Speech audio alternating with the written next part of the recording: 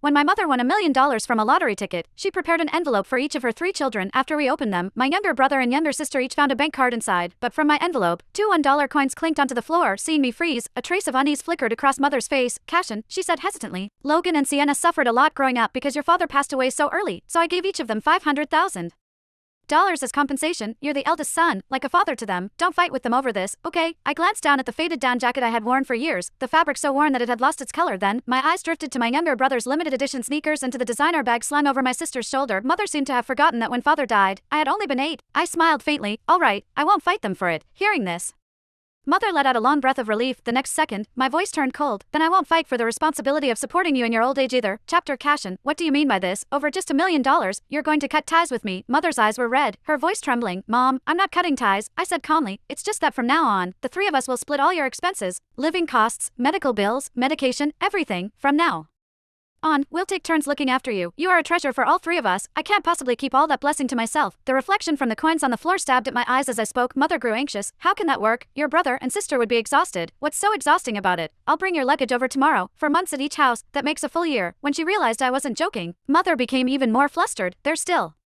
young.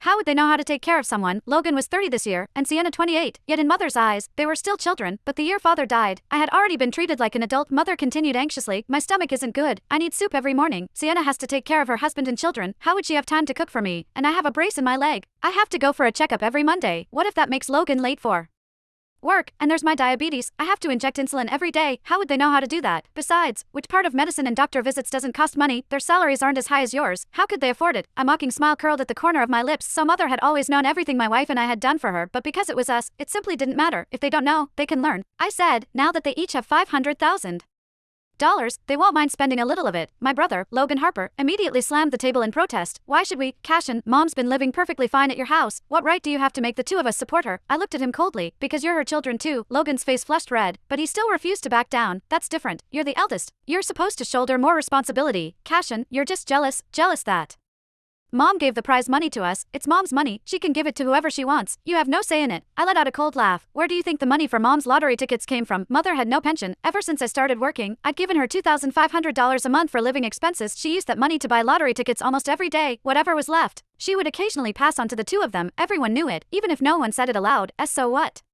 Logan stammered. "Once you give it to Mom, it's hers. She can spend it however she likes." The 2 coins on the floor seemed even more glaring now, as if they were mocking everything I had once given. What I cared about was never the money, it was this naked favoritism, and the humiliation that came with it. "Cashin, you're really being stingy," my younger sister, Sienna Harper, said with a pout, her face full of dissatisfaction. "You earn a lot, so money isn't a problem for you." "It's not.